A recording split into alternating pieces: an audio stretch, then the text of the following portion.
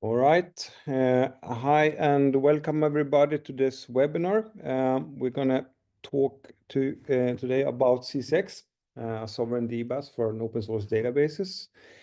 It's running on Kubernetes and supporting a number of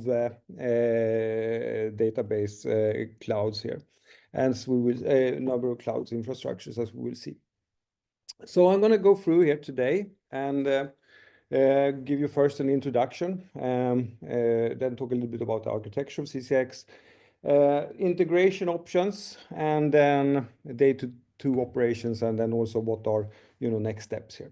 So with all that, then I also want to say that if you have questions, please take them in the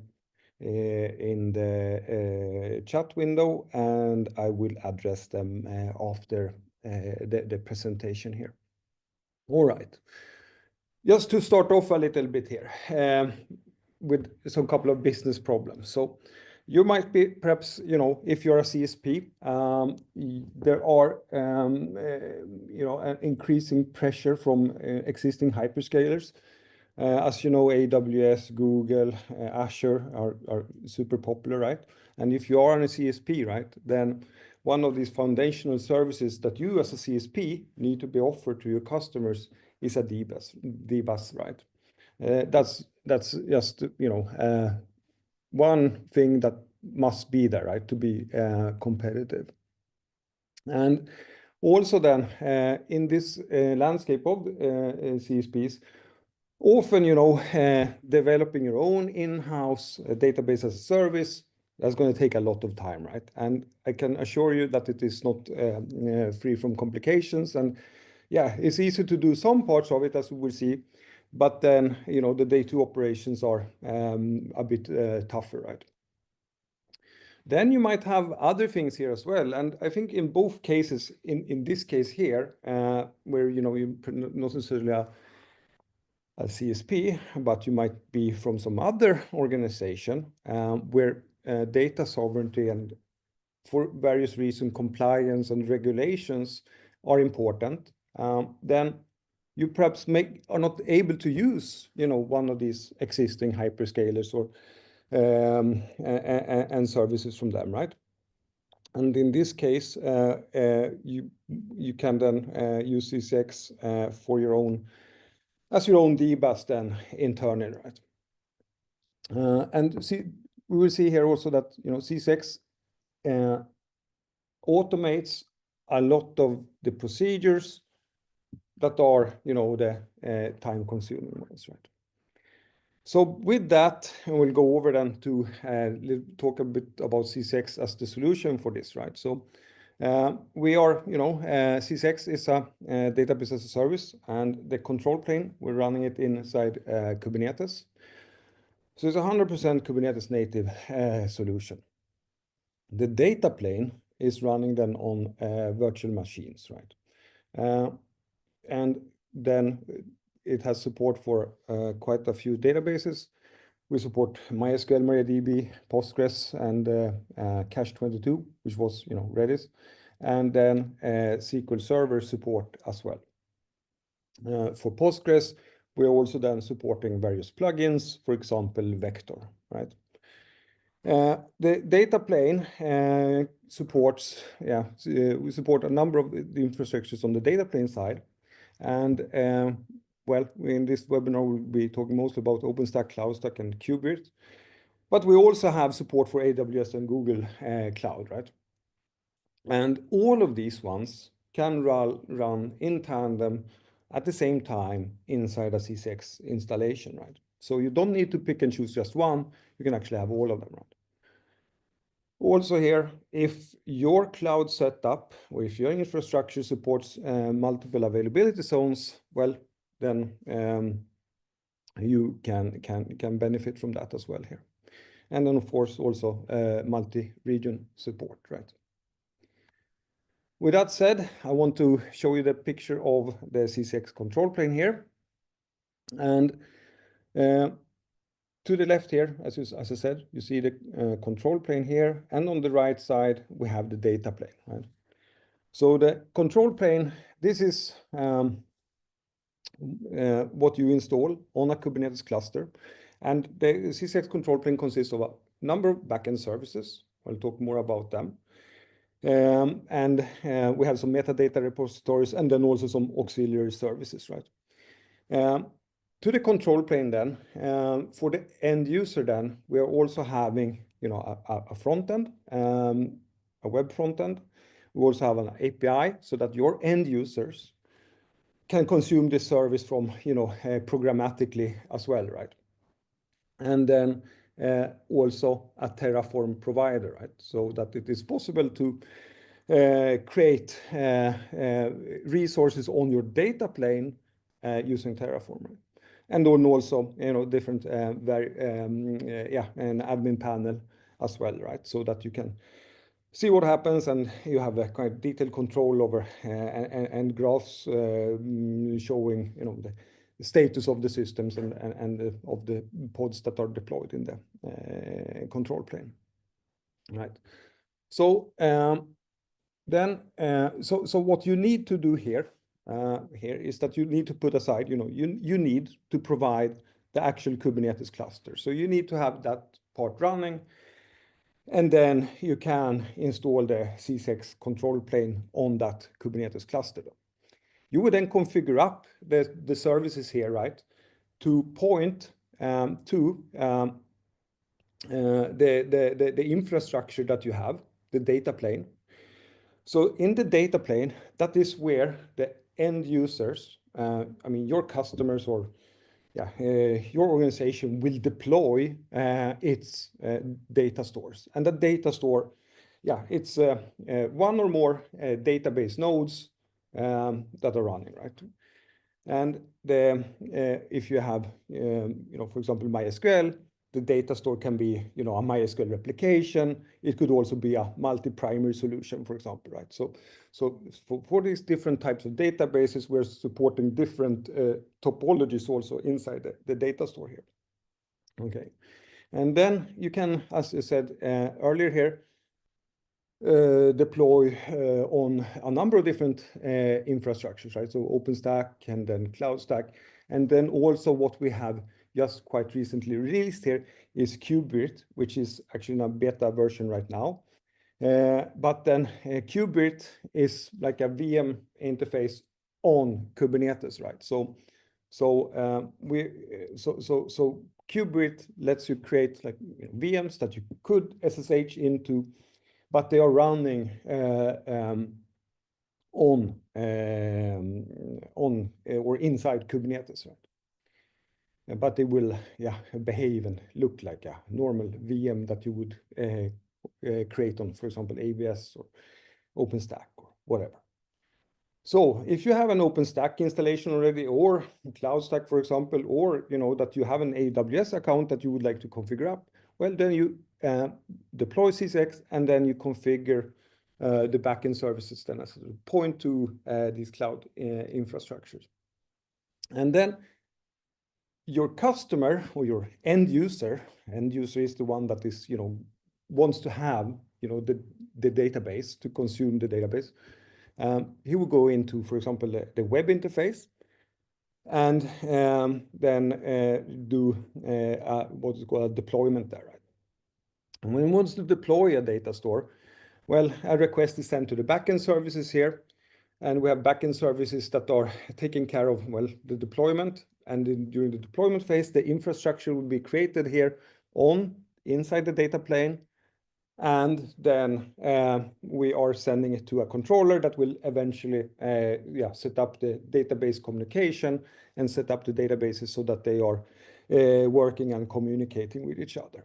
And then we have other services that is taking care of, for example, backups. And then we have services that take care of, firewalling and query monitoring and things like that, right? There is some metadata that is needed to be stored, and the backend services here that are running inside Kubernetes, they store metadata about inside what's called a C6DB. And then we have some other another database repository called Severalnines, which is storing metadata information about, more detailed metadata information, I should say, about the actual data stores that have been deployed. Moreover, I also want to say here that we are setting up, of course, monitoring as well here. So when you have deployed a data store here, then it's being deployed with a number of Prometheus exporters. So we're using either, Prometheus or Victoria Metrics. It's you can choose either order, but one of them. And then we have exporters then that are feeding in, being scraped by Victoria Metrics or Prometheus. And then also we are forwarding logs from the database nodes to Loki, which is a log management tool. It can also be forwarded to Elasticsearch, and that the end user later on can look at, right? Then of course, then backups is something that is mega important, right? Backups are stored on an S3 compatible storage that you need to provide. I mean, you could, if you don't have an S3 compatible storage, you could use, Amazon S3 or something like that, right? But it needs to be stored on an S3 compatible storage, right? So that's where backups end up. Another thing here is, of course, that the data is encrypted at rest. And the data in transit is also encrypted, right, in TLS. So that's a little bit about the initial architecture here of CCX. And I think the important here is, understand just now that the control plane this is what you install, and this is something that your end users will, they will access the control plane using the web interface, right, to deploy and manage the data stores. And the data plane is, where the end users, data stores and resources will be created. Right. I will move to the next slide, and it's just a little bit summary of the stack. We have, for observability, as I said, Victoria Metrics, and then, Loki, FluentBit, Grafana. FluentBit is for the log collection of database nodes. We're using external DNS to provide, nice, so to say, host names of the database nodes and easy access for the applications. And for RBAC, we're using Keycloak, right? Then for the database parts, we are Postgres we're using the Zalando Patron operator, and this is on the control plane, right? On the CCX DB and the CMO DB, and then we are using a MySQL InnoDB cluster operator for MySQL. So that's a little bit recap on the stack here. Control plane and scalability. Well, it's important that the control plane can scale, right? And we're supporting multiple replicas and scalable storage on the backend services, and then on the controller side, which is I can go back here actually and say that there is one piece here called the controller, which is fundamental for handling the orchestration here of the database of the data storage. So if there is a failure, or if there is and to take care of state handling, this controller is used, right? So it is responsible for making sure that, for example, if you want to have MySQL replication between the database nodes, the controller is responsible for making sure that the replication works, right, and sets it up, right? And if there is a need for a failover, for example, the controller is then also instrumental in that, so to make sure that the failover happens. And it's also involved in backups and some other operations as well, right? So going back here, so that's the controller here then, which is actually running as a single replica, and if that one would fail, then Kubernetes will just restart it again, right? And it has its states in this CMON-DB, right? So it will be able to recoup from that restart then in that case. So Kubernetes here then is very important then for orchestrating all of these for these services that are running here inside CCX. Right. So let's explain a little bit more how it works, right? So pretend that you want to make a deployment of a data store. The first thing that, you know, the first request that will go then from the control plane to the data plane, if it is OpenStack or CloudStack or KubeVirt, it doesn't really matter. It's the kind of the same principle.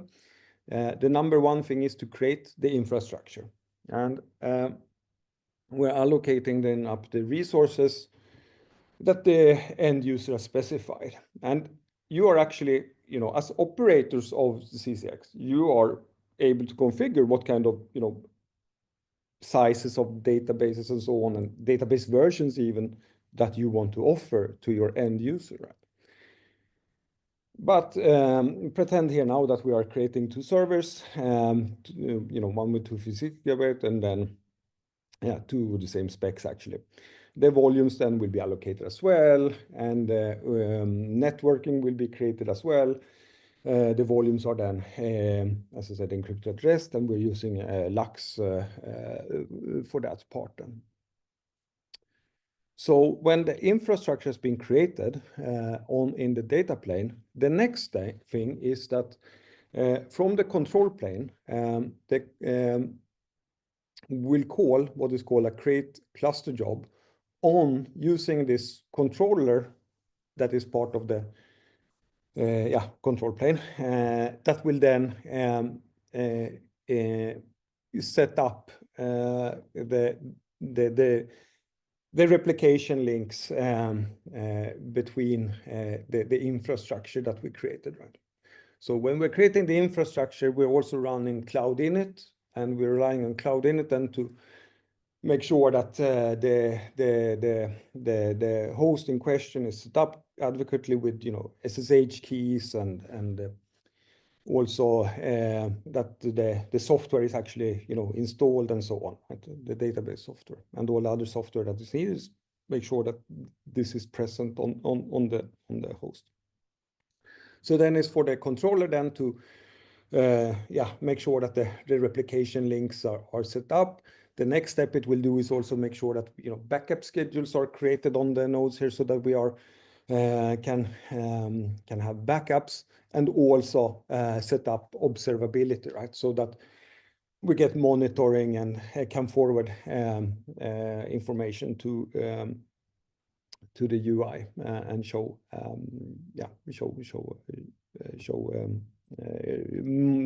database charts, for example, and performance charts and things like this. And after this then, right, now we only have, I should say here, the primary, we have a primary and a replica, right? And we have here, you know, just the IP addresses, right? But we can't really just give the IP address to the end user, right? Because in a cloud environment, one thing that often changes is the IP address. So it's not stable, right? So that's why we use external DNS then to map the IP addresses to some FQDNs that are immutable, right? So in this case, for example, we have the data store example.com. That FQDN is pointing to the primary, and then we have a replica FQDN pointing to the replica, right? And this is set up using external DNS. So external DNS, we picked that because it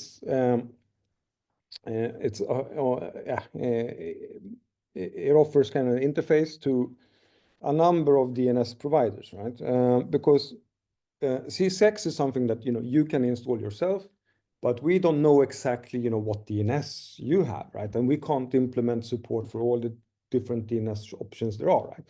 But luckily there is this external DNS in Kubernetes, and in there you can basically plug in the DNS that you have. So if you don't have a DNS, for example, you could just you can actually configure to use for example Route 53 or Cloudflare DNS service, right?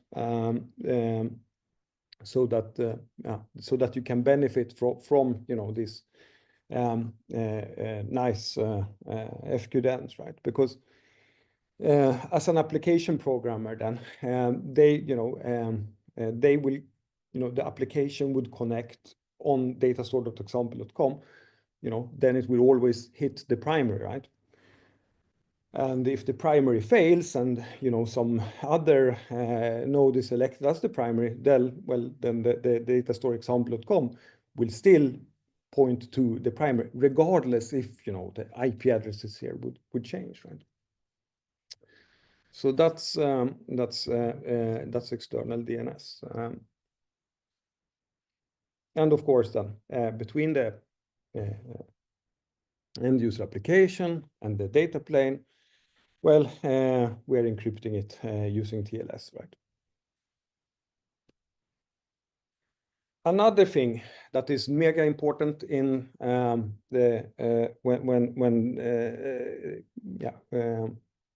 in a DBaaS is to handle state, right?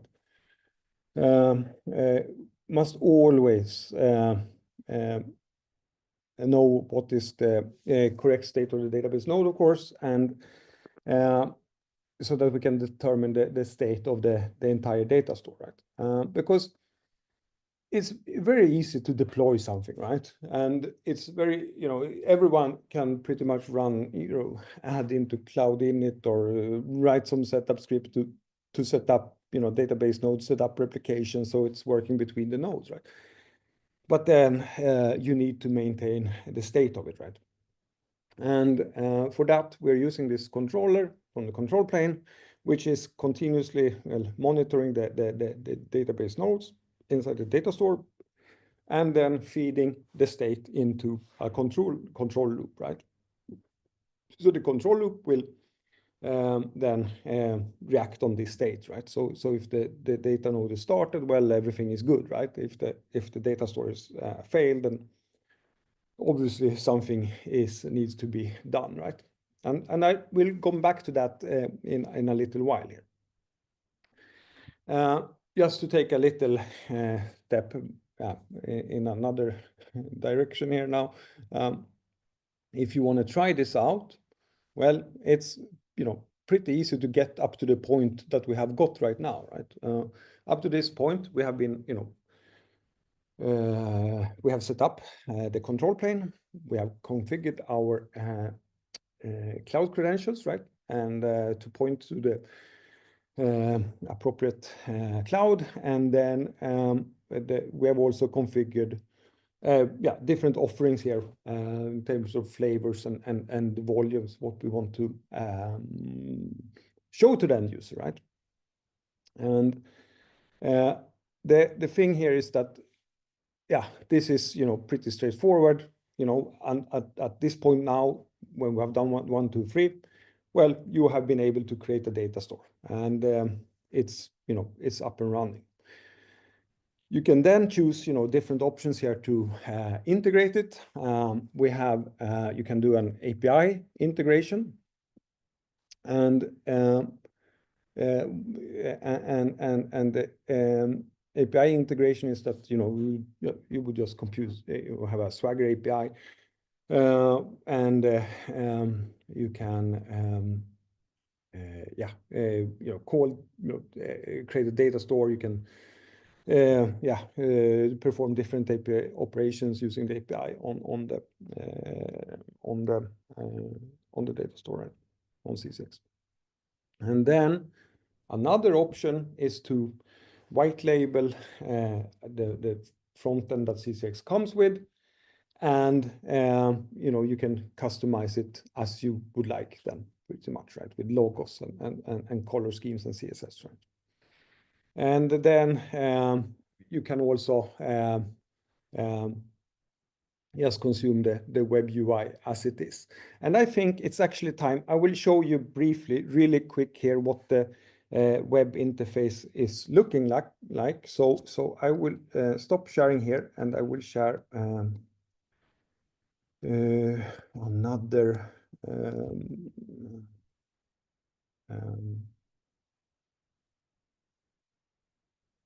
screen here. So I hope you can see my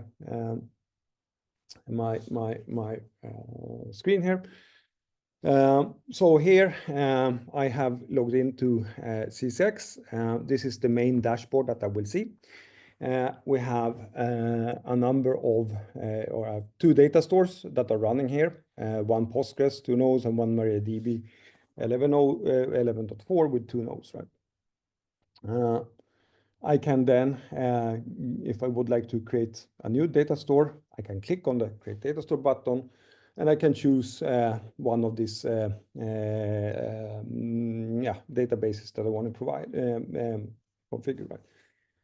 And then I choose MariaDB, I choose 11.4, I give it a name, say test DB, and I can, choose the configuration here.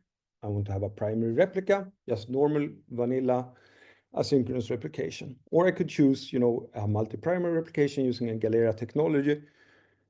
But I pick the primary replica here right now. There is also an advanced setting here if you want to tag it, or if you want to specify, for example, a parameter group that you would like to assign it. And a parameter group is just a preset number of parameters that you can assign to the database node. You can also set up from this wizard a number of email, notifications by email, so that you can add in, so you would get email notifications in certain, for certain events, right, that take place inside. That happens to your data store. The next step is that I can provide, choose the cloud service provider. And here we have a couple of ones, right? So AWS, what that is. We have KubeVirt here. We have VMware support.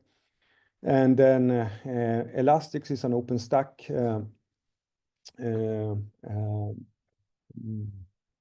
database as a service, a CSP. And then SafeSpring is also an OpenStack CSP. And Google Cloud, and then Klura finally, right? So I can go in and I can choose, for example, if I want to deploy on, I pick something here, just this, and then I pick, what kind of instance size I want to have. I can choose the volumes, and I should say that the thing here is that this UI here, the content here, you configure what you want to have here, right? This is, if you want, if you want to expose, if you're a company and you want to expose, I want to, give my users the availability to create resources on my internal OpenStack. I want them to be able to create resources or data stores on AWS and on Google Cloud. You can configure it up here so that you would have them as options here, right?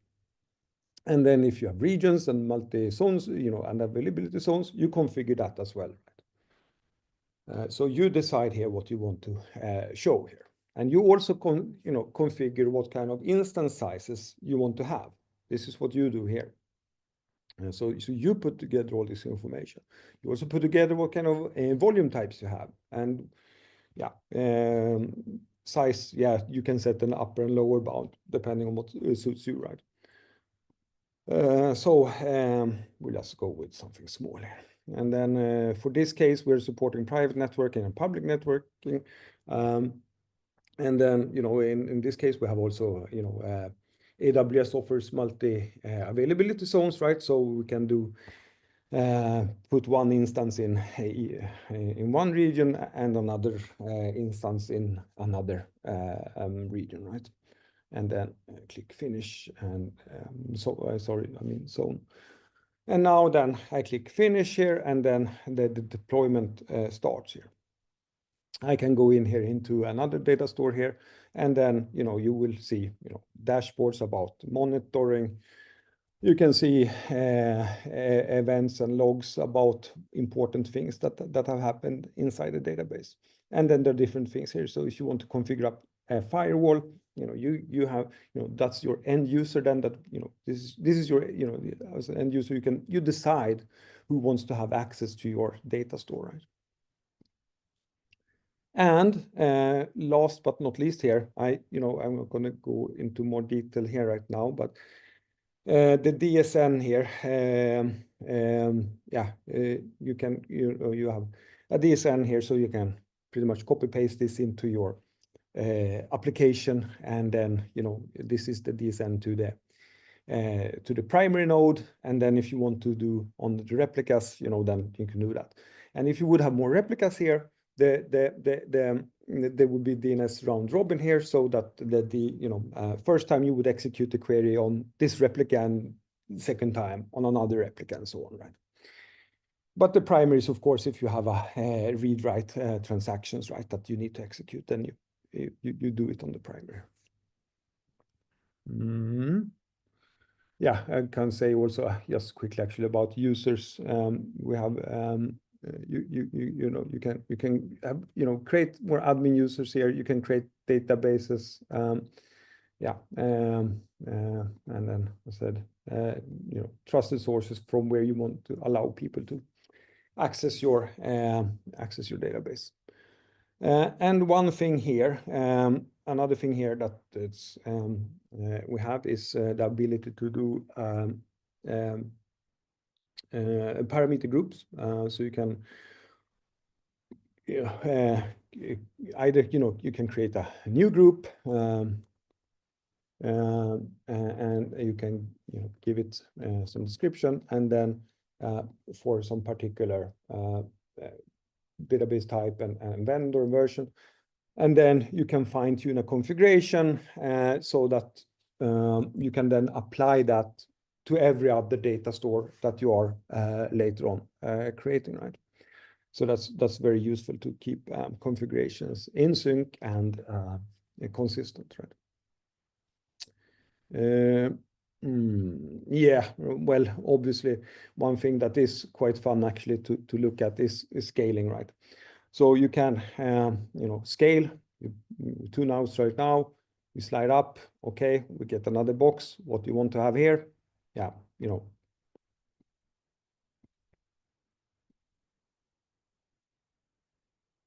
something like this, and then press save, and the database will be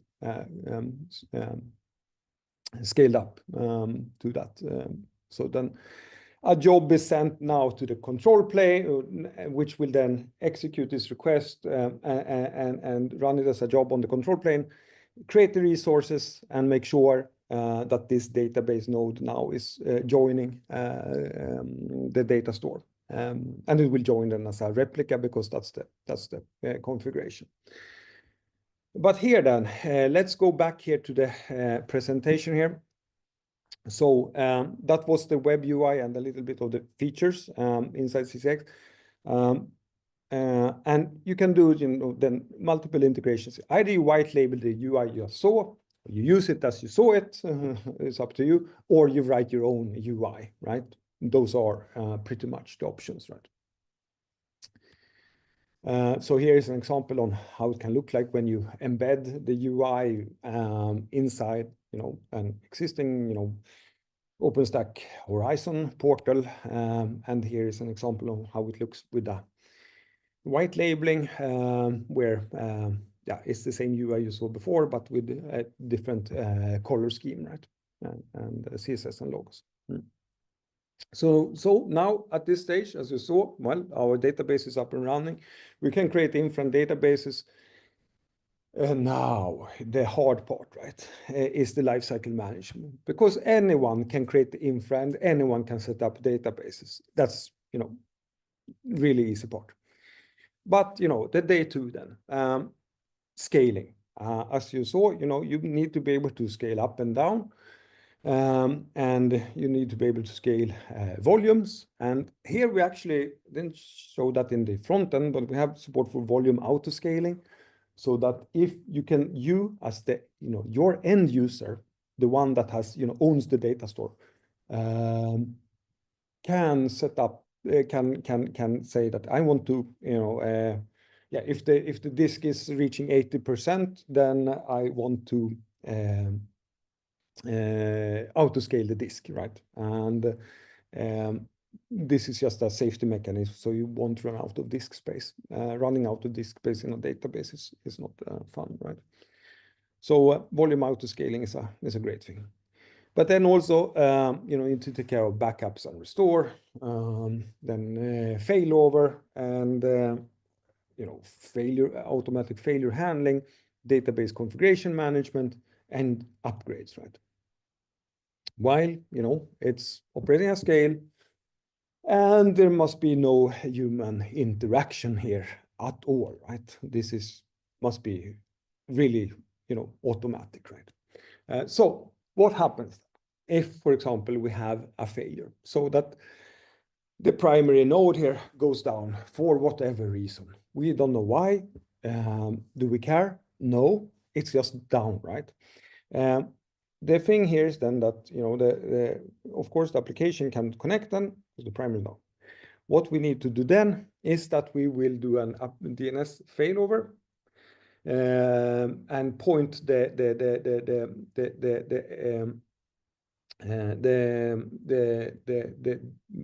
primary endpoint. We will point that to the replica, which we will promote to the new primary, right? So if the primary fails, we need to promote the replica, one of the replica, the latest, of course, the latest updated replica needs to be promoted to the primary. And then in DNS, we need to reflect that change, right? That's what we have to do. Yeah, this and a failover is, can be fast and it can be slow.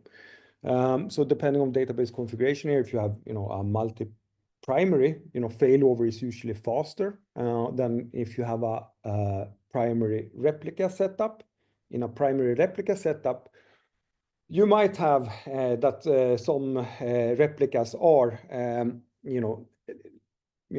lagging, even though the replication we use semi-synchronous replication. So we always know that the data, that when you have committed data, it will be on the replica, right? But it's not for sure that it's been applied yet on the database node. And so it might be queued up there, right?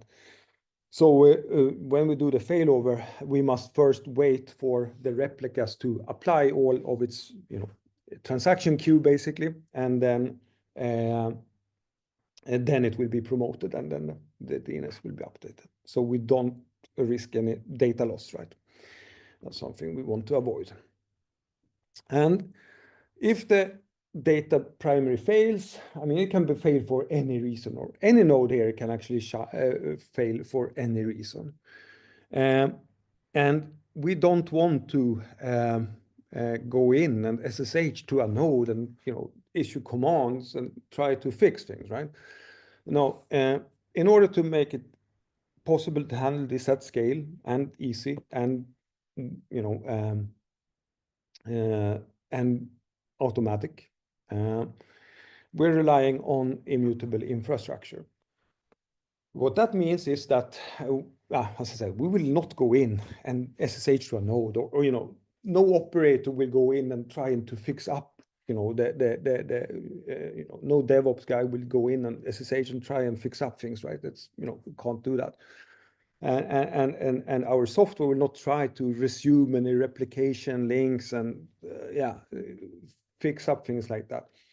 No, instead, if a node fails, we will simply add a new node by creating infrastructure and update the DNS and make sure it joins the data store in the correct topology as a replica or whatever it is.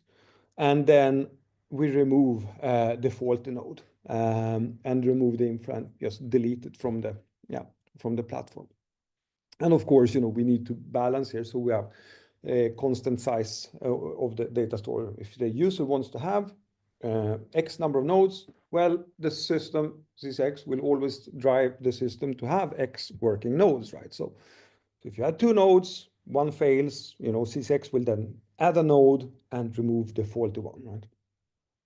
And this is a simple and very powerful mechanism, right? Because what will happen here really when the primary fails is that, we will elect a new primary here. Okay, fine. And we will add, we'll elect a new primary here, and we will add a new replica, right? And we will simply, remove the faulty node when we have added the new replica here. Okay. So that is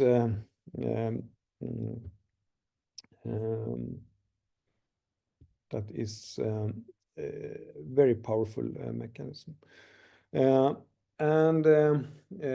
Right, I should also say that, I can actually show you. Let's do the summary here now. So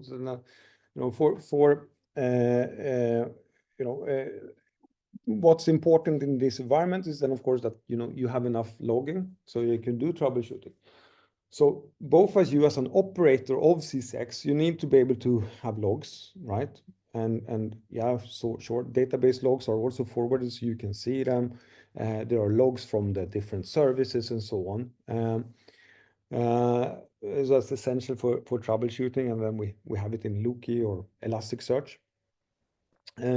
And also then for the end user, the one that is using the data store is also able to do basic troubleshooting by looking at database logs. I can show you that in the UI in a little second, how that looks like actually. And it's easy to do deployment of data stores, and then the 2 operations is much more complicated. And one thing here with the day 2 operations here is around upgrades, right? And that's also something that we let the user to schedule. So we, as the operator, you set up kind of a schedule that, hey, there is a new version, right? Because upgrades needs to be handled, right? Because there might be a new database version, or it might be a new version of the Linux kernel that fixes some important CV, right? So you want your users to upgrade. So you basically, you change a timestamp inside CSX configuration, and then what will be the result is that the user will be prompted to carry out this upgrade, and the user can then choose when they want to perform this upgrade. And we are actually using this immutable infrastructure way also there. So when you do the upgrade, we are first updating we're updating one node at a time, and we do it by adding a new node, a new replica, and during the upgrade. So that replica will be installed with the new operating system, with the new database version. And then we will remove the oldest database replica, right? Then we will add a new node, and with the new version and so on, and we'll remove what is the oldest replica at that stage. At some point, we will, when we have upgraded all the replicas in this manner, it's called roll forward. Then it is time to upgrade the primary. And when we upgrade the primary, then we will do this failover as well, right? A graceful failover, so that we will preempt the transactions running on this node and basically, you know, start refusing new write transactions, but and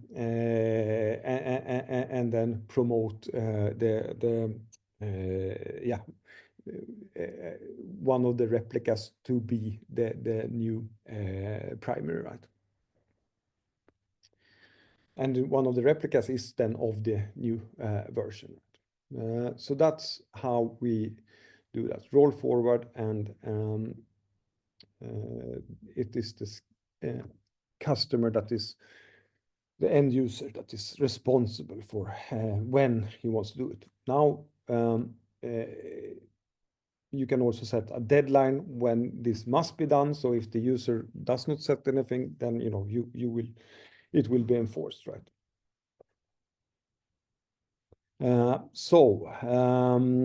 Yeah, backups and restore is of course important as well. Then I showed you anything around that right now, but from the I can show that in the UI next here.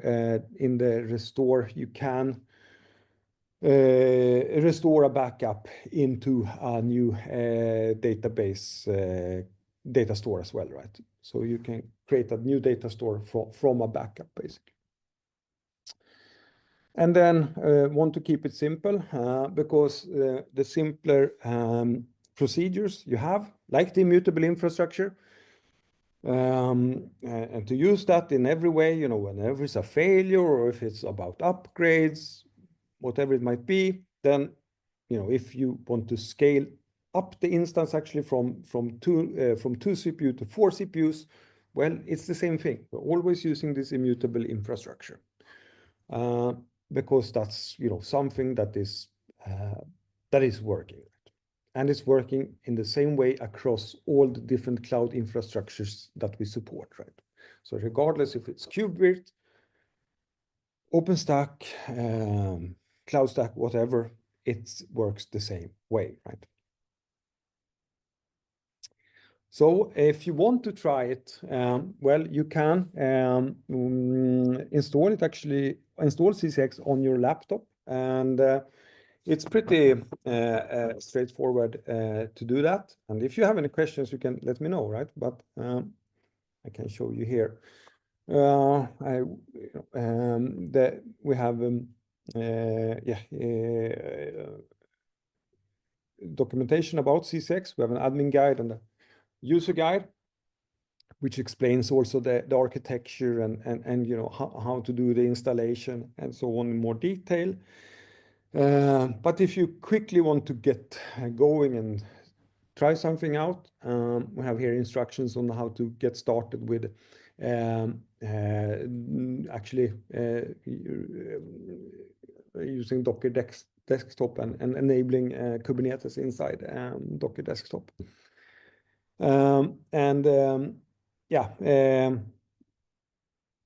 This I can recommend. If you have any problems, just let me know, and we'll try to help you on this. We also explain here in documentation about, you know, day 2 operations and troubleshooting guides, and all these things is in here. Then I want to just quickly go back here. So here we were scaling. We had 2 nodes before, right? And now we have 4, another replica here right now then. And if I want now, I could promote actually this replica to become the primary one. Actually, probably I would like to promote this one in that case, because this is a medium size and this is a small one. So I can add a node of bigger capacity, more disk, more RAM, and more cores. And when I've done that, I can promote this one to become the new primary, right? And the same thing here is that I can show you on another system here that we nodes here that you also have the option here, you could reboot a node, for example, right? That could be useful in some cases if, you know, it's always possible to write very nasty SQL queries, right? So that you can lock up your system, right? And even if you try to kill the transactions and so on, it's, you know, deadlocked perhaps inside the database because of a bug or whatever it might be, right? And then, you know, one way out of that is rebooting, right? Let's see if I have some backups here. No, I don't have that. Otherwise, backups would be showing up here. And then firewall. And then, yeah, one thing here is about the upgrades. So the user here is setting when they want the end users then setting when they want the upgrade to happen, right? So yeah, on say Tuesday starting time at 3 o'clock, you know, there will be, you know, now this is an acceptable time for starting the upgrade, or you can press, you know, the upgrade now, and then you will carry out an upgrade in a roll forward fashion, right? And then auto scaling of storage is enabled by default, right? So yeah, that's pretty much how it is looking. And I think this promoting takes a little while here, but I think this is pretty much all I wanted to show you right now. And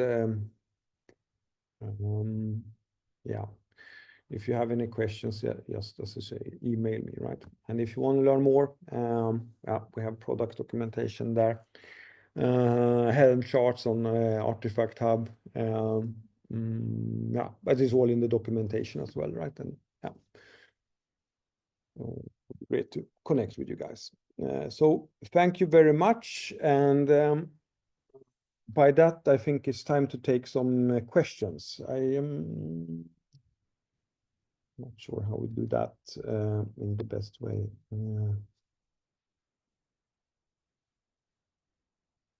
Yeah, okay. I see some questions here. So this was from one question here is around how are you encrypting data at rest? And yes, that is by looks then.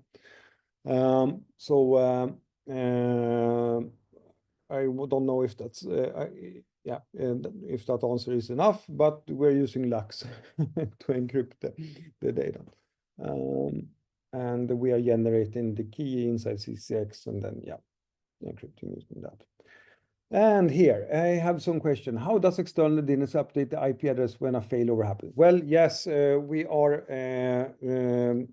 basically creating a Kubernetes service that is responsible for updating the DNS. And the failover, updating the DNS, as you know, will take some time, right? So it may take you know, a number of seconds, so it's up to TTL. So the TTL needs to be short and so that the DNS is updated quickly, right? And the clients also, yeah, comes with some baggage here, right? However, if you are a client, if you are you know, the end user, as the end user, you don't need to connect by, you know, these FQDNs. You can connect by the, you know, the actual IP address or that, yeah, some other host name that we present. It depends on how you configure the system, right? If you want to present a host name or an IP address, right? So you can shoot directly, so to say, on the nodes, right? Which might be fine, right? In some circumstances, right? How is a failure detected in the primary server detected automatically? Well, it is this controller that is part of the control plane that is detecting that the server is no longer running or accessible. And then when it has determined, it's doing a number of checks to verify that the primary server is down. And then it will then, as I said, roll, check which replica is most up to date. Okay. And make sure that that also the replicas have applied all the data before the replica is promoted, right? So that to avoid data loss. Yeah, how does TLS help secure the connection between user applications and the server? Yeah, let me actually show one thing here that might explain. I need to share again.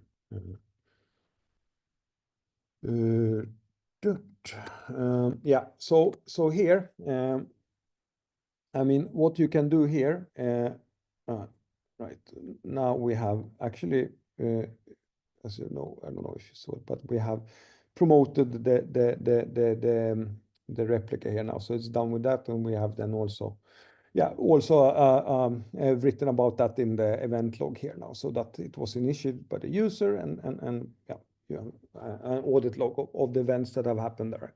But yes, regarding that one, we have, you can download the CA certificate here so that you can use that with the connection to verify that you are connecting to the correct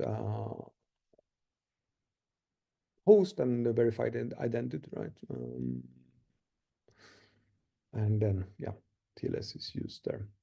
And again, you can, I think you can actually opt out of TLS as well if you would like that for whatever reason, right? Or for MySQL database data stores, you can actually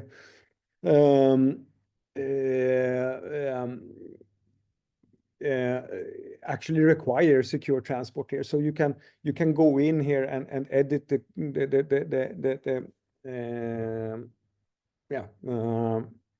the settings here so that all connections must have TLS, right? Otherwise the connection will which is enforce SSL, I think it's called in MySQL.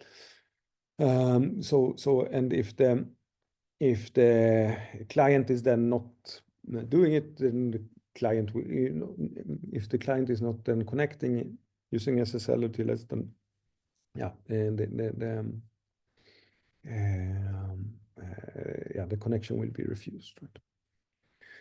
Yeah, that was pretty much it. I'm not sure if that answered all your questions here. But if not, please email me and we can expand on it more. But I think this was pretty much it. And I thank you all for attending and have a great weekend, everybody. Thank you. Bye-bye.